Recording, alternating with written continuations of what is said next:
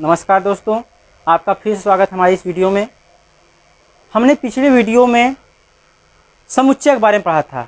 समुच्चय तथा जो हमारा टेक्निकल इश्यू का जो शेयर लाभांश का चैप्टर था, जो हमारा आधे रुक गया था, तो कल वाले वीडियो में उसको लिया था और समुच्चय के बारे में कुछ सामान्य जानकारियाँ ली थी। तो उसमें बताया कि समुच्चय क्या होता है, समुच्चय के हम कैसे निकालते हैं, समतुल्य समुच्चय क्या होता है, सम समुच्चय क्या होता है। उसमें बताया था कि समुच्चय के अवयव क्या होते हैं, कैसे हम डिनोट करते हैं समुच्चय को, कैसे समुच्चय को बनाया जाता है। 2 विधियाँ थी, सारणी या सूची विधि, और दूसरा नियम या समुच्चय निर्माण विधियाँ थी। तो आगे उसी समुच्चय के जो बचे हुए अवयव हैं, जो उसके थ्योरी हैं, उसको हम आगे देखते हैं, उसके प्रकार के बारे में। तो ये देखते हैं।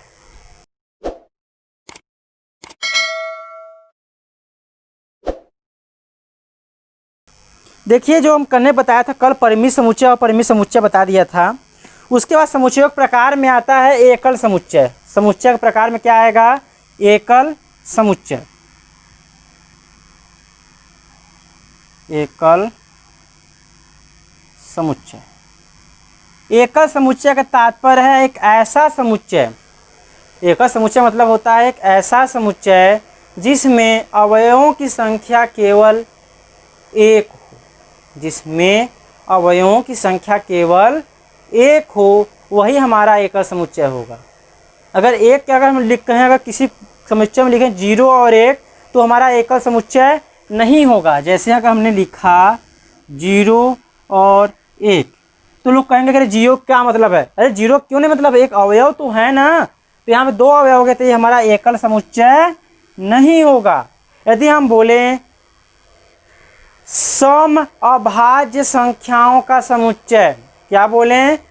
सम अभाज्य संख्याओं का समुच्चय।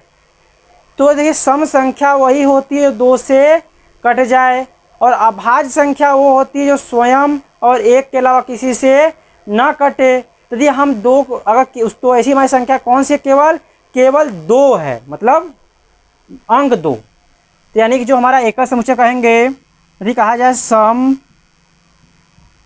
अभाज्य संख्याओं का समुच्चय, सम अभाज्य संख्याओं का समुच्चय बोले तो क्या हो जाएगा?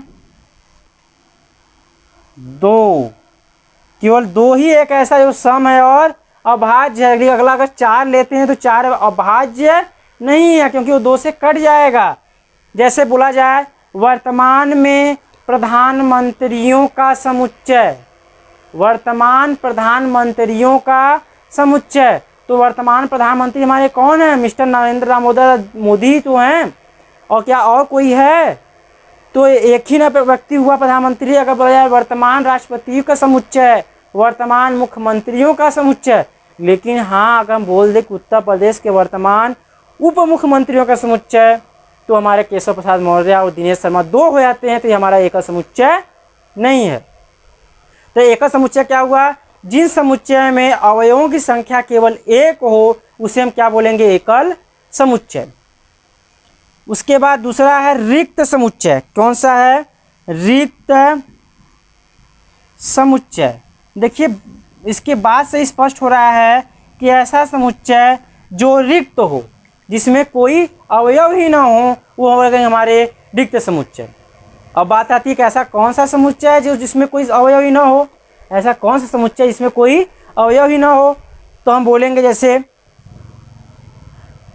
वर्तमान महिला प्रधानमंत्रियों का समुच्चय। तो भारत का जो वर्तमान महिला प्रधानमंत्री है क्या कोई? तो बोलेंगे नहीं। अगर ये बोले हम 1 से छोटी, क्या बोले? 1 से छोटी प्राकृतिक संख्याओं का समुच्चय। 1 से छोटा प्राकृतिक संख्याओं का समुच्चय। तो 1 से छोटा देखिए 0 होता है, परंतु 0 हमारा प्राकृतिक संख्या नहीं है। क्या इसमें कोई पद आएंगे? नहीं आएंगे। बोला जाए बिना सींग वाले घोड़ों का समुच्चय, बिना सींग वाले घोड़ों का समुच्चय, तो देखिए उसमें तो आ जाएगा, रिक्त में नहीं आएगा। क्यों? क्योंकि सभी घोड़ों के पास सींग नहीं होता। अगर बोला जाए सींग वाले घोड़ों का समुच्चय जिसमें सींग हो, तो यहाँ पे देखिए हम सबको पता है कि घोड़े के सींग नहीं होता है, तो यहाँ रिक्त समुच्चय हो जाएगा, क्योंकि कोई भी घोड़ा सींग नहीं रखता है। ऐसे ही बोला जाए कि 2 और 3 के बीच धन पूर्णांक का समुच्चय, 2 और 3 के बीच धन पूर्णांक का समुच्चय। तो 2 और 3 के बीच कोई पूर्णांक आता है क्या? नहीं आता है। 2 और 5 के बीच कोई परिमेय संख्या आती है, पूर्णांक नहीं आएगा। तो यहाँ पे इसका क्या हो जाएगा? रिक्त समुच्चय। रिक्त समुच्चय को हम डिनोट किसे करते हैं? मझले कोष्ठक, खाली मझला कोष्ठक हो जाएगा तो उसको हम रिक्त समुच्चय कहेंगे। या तो बोले फाई, अगर गोला खींच के काट दे इसको बोलते हैं फाई। तो रिक्त समुच्चय को या तो ब्लैंक मझले कोष्ठक से और या तो फाई से डिनोट करते हैं। ठीक है। अगर बोला जाए कि सींग वाले घोड़ों का समुच्चय, घोड़ों का समुच्चय हम लिख कैसे दिखा रहे हैं, कैसे हम लिखेंगे? तो क्या लिख देंगे? ये या ये लिख देंगे, बस यही करना है। बिना सींग वाले घोड़ों का समुच्चय, तो जो इसमें जिसके पास सींग हो उसका कितने घोड़े हैं? तो उसे घोड़े ही नहीं हैं, तो क्या लिख देंगे? ये। और अगला हमारा है प्रकार, अब देखिए इसमें आता है उप समुच्चय। क्या आता है? उप समुच्चय। ऐसा समुच्चय जिसके सभी अवयव किसी दूसरे समुच्चय के भी अवयव हों तो वो समुच्चय उस दूसरे समुच्चय का क्या कहलाएगा? उप समुच्चय कहलाएगा। ठीक है। ऐसा समुच्चय जिसके अवयव, देखिए उप समुच्चय क्या है, उदाहरण बताते हैं तब आपको परिभाषा समझ में आएगा। उप समुच्चय देखिए, अगर हम लिखते ए बराबर, ध्यान दीजिएगा, ए बराबर कोई हमारा समुच्चय है, ए ई आई ओ यू, ये हमारा एक समुच्चय है। बी देखिए क्या है, ए हो ई हो। ठीक है। सी क्या कह रहा है? ए आई ओ हो। ठीक है। मान लीजिए डी क्या कह रहा है? ओ आई यू हो। और ई क्या कह रहा है?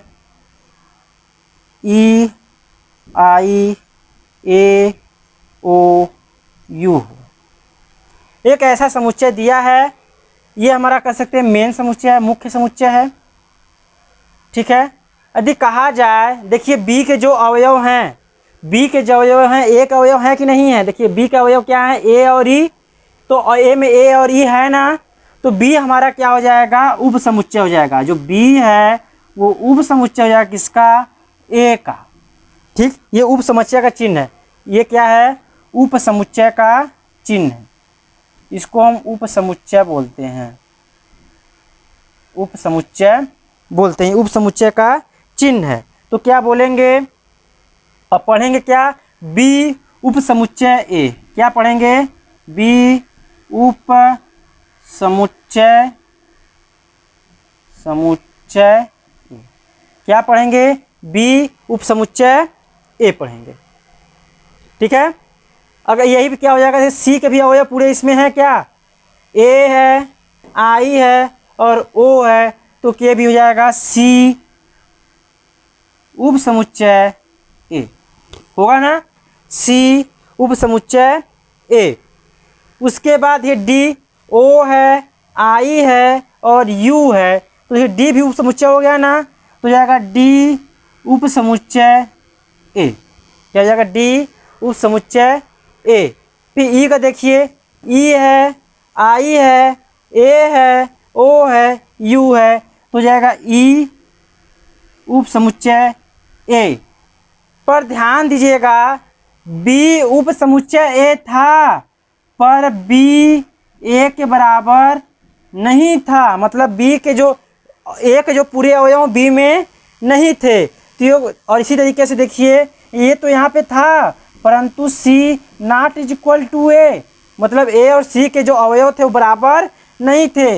इसी तरीके से डी उप समुच्चय था, D B not equal to A, यानी कि डी में जितने ए में जितने अवयव थे डी के क्या दोनों बराबर हैं? नहीं ना, इसमें 5 तो इसमें 2 है, इसमें 5 है तो 3 है, इसमें 5 है इसमें 3 ही है, सेम अवयव नहीं ना पूरे हैं, तो ये बराबर नहीं ना हुए। संख्या मतलब नहीं कि 5 मतलब कि पूरे के पूरे अवयव ही उसमें हो, परंतु देखिए ई में जितने जो जो अवयव हैं वो भी ए में हैं, तो यहाँ पे ई इज इक्वल टू ए है ना। तो अब देखिए मेरे कहने का मतलब क्या था, जब अवयव बराबर ना हो तो इसको बोलेंगे हम उचित उपसमुच्चय। ये जो हमारे चारों क्या हैं, उचित उपसमुच्चय हैं, तीनों क्या हैं हमारे, ये उचित उपसमुच्चय हैं, उचित उपसमुच्चय, उचित उपसमुच्चय। लेकिन जब बराबर हो गया तो ये अनुचित उपसमुच्चय होगा, अनुचित उपसमुच्चय। ठीक है, ध्यान देंगे, अगर अवयव बराबर नहीं है तो उचित उपसमुच्चय होगा, अगर अवयव बराबर हैं तो अनुचित उपसमुच्चय होगा। ठीक है, और देखिए और कैसे डिनोट करते हैं, अगर बोला जाए कि कौन सा उचित है कौन सा अनुचित उपसमुच्चय है, केवल उपसमुच्चय की बात करेगा तो ये लिखेंगे, अगर उचित अनुचित की बात करेगा तो हम बी, हमको क्या हमारा है, जो बी हमारा है अनुचित, उचित है ना, बी जब हमारा उचित है तो उचित के लिए ये, क्योंकि बराबर नहीं है, जहाँ भी बराबर नहीं होगा वहाँ पर ये चिन्ह लगा देंगे, पर ये बराबर है तो इसको ऐसे लिखेंगे, मतलब क्या है, ये अनुचित है, क्या है, अनुचित है, परंतु ये क्या है, उचित है। पर ये लगाएंगे कब, जब हमसे पूछा जाए कि कौन सा उचित है कौन सा अनुचित है। ठीक है, और ऐसे इसको हम नहीं लगाते हैं, केवल हम उपसमुच्चय ही लगाते हैं। अब और देखिएगा, जैसे ये मिटा रहा हूँ इसको, हम बी उपसमुच्चय ए बोले ना, बी उपसमुच्चय ए बोले, तो यदि हम यहाँ पे ये लिखते, क्या लिखते,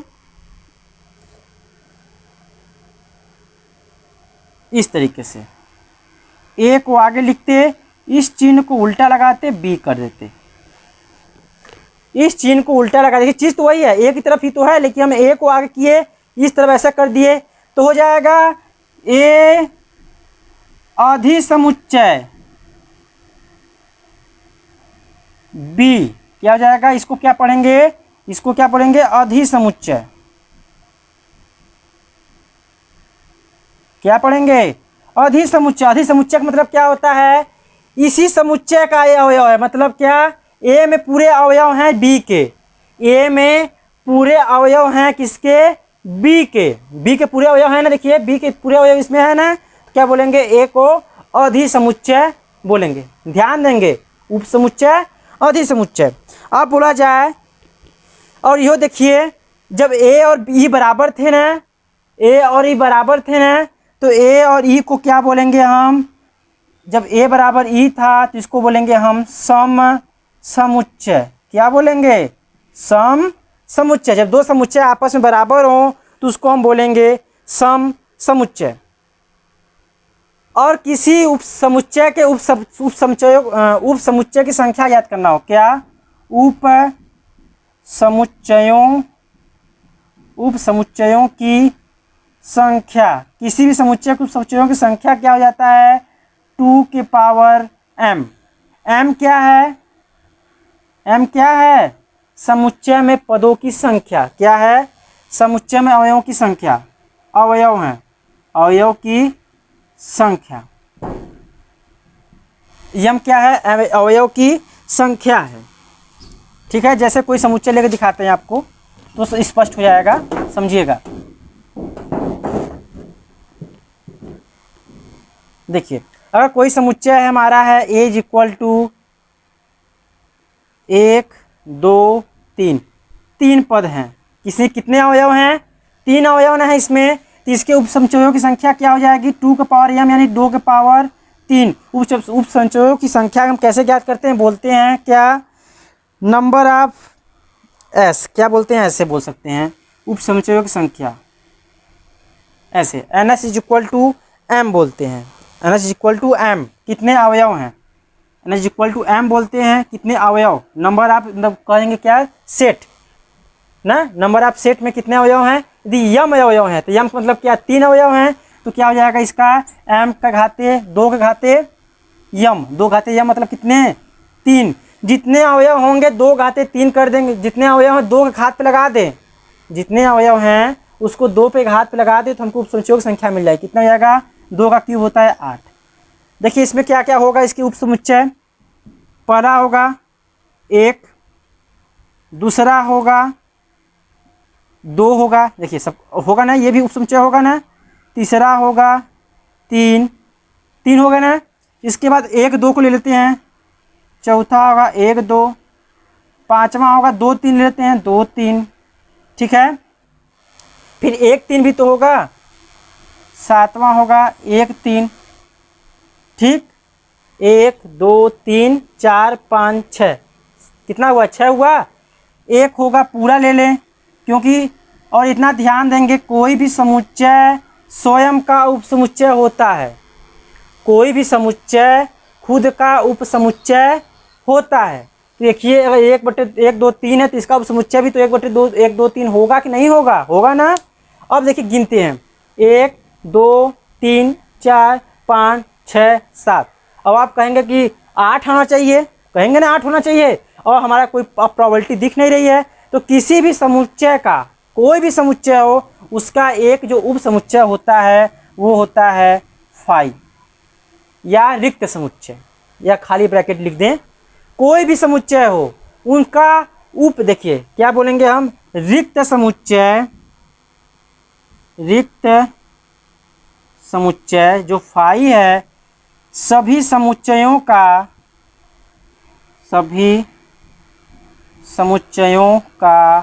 उपसमुच्चय होता है, उपसमुच्चय होता है। ध्यान देंगे इसको, फाई सभी उपसमुच्चयों का क्या होता है, उपसमुच्चय होता है, ठीक है।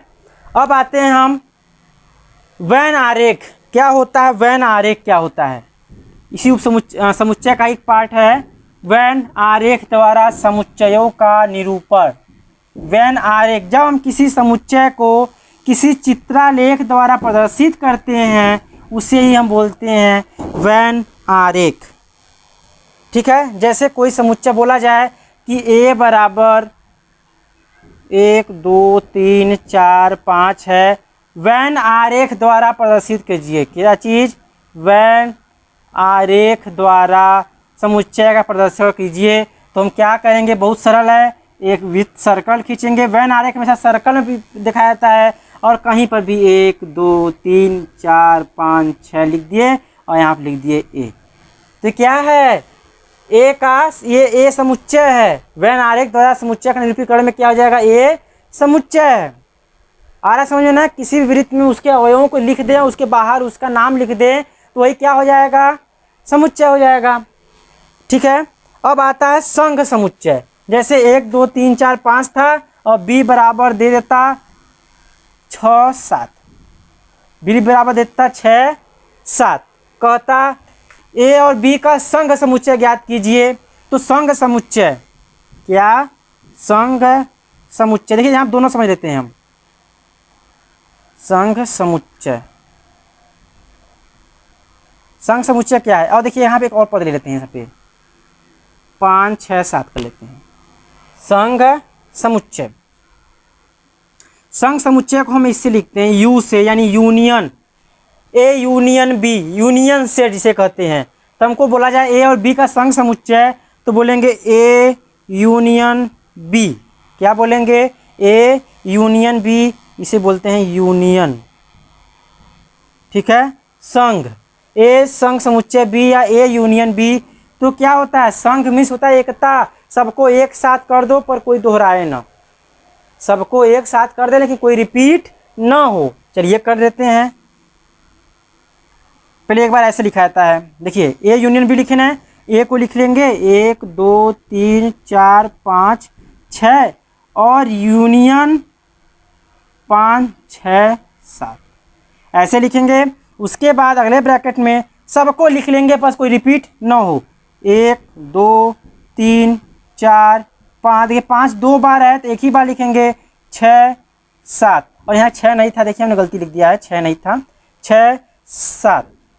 तो देखिए क्या हो जाएगा, ये ए यूनियन बी आ गया संघ समुच्चय।